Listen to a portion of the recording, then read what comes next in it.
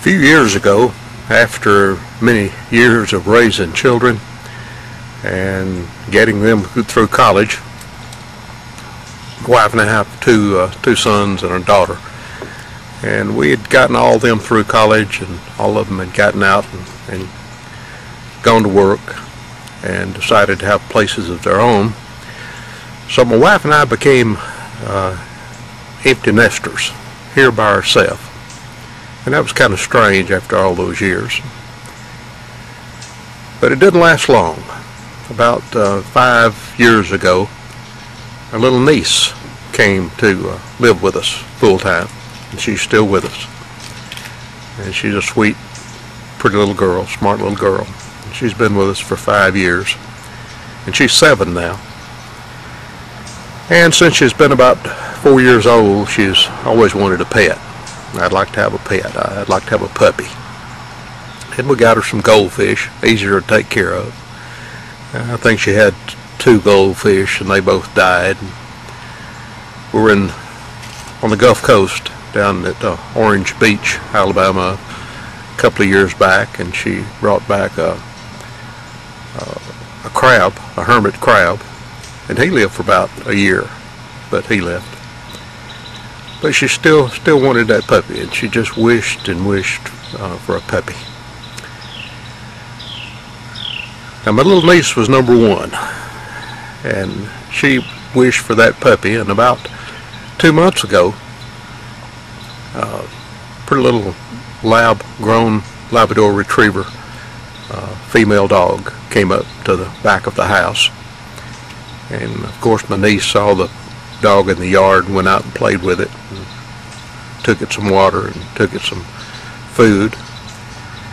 And we thought it was just a neighborhood dog, but got up the next day and the dog was still here. She named it right away, called her Coco. And Coco was still here. The next day the same, Coco was still here. Little niece was very happy. Just a stranger's dog coming up. She was happy with that dog. We asked around the neighborhood and couldn't find anybody that claimed the dog, and Coco decided to stay. She stayed about a week. So what were we going to do? Of course we fed her and gave her water, and another week passed and she was still here, still around the house.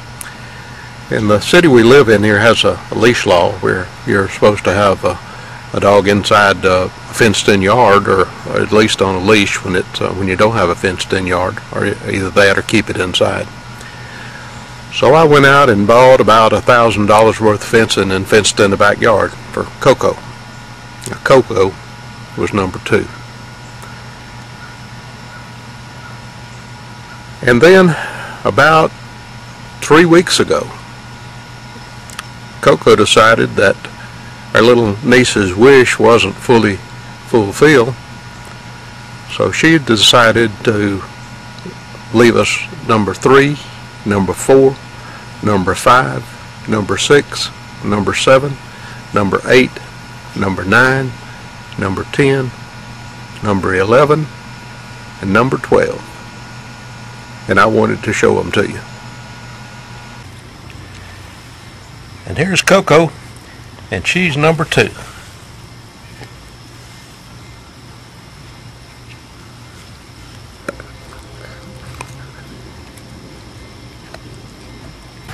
And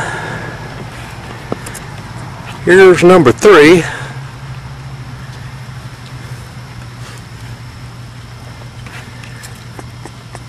Number 4.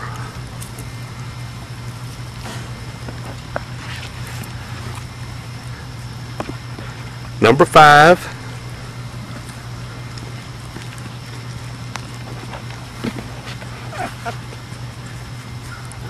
Number 6.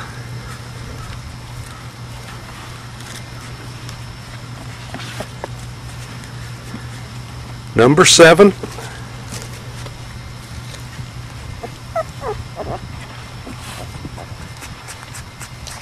Number 8.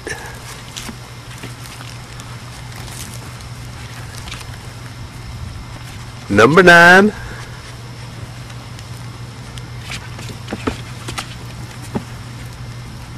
Number 10.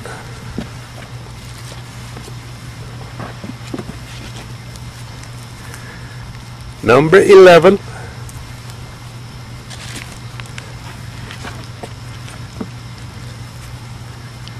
And number 12. Be careful what you wish for, but they are cheaper by the dozen.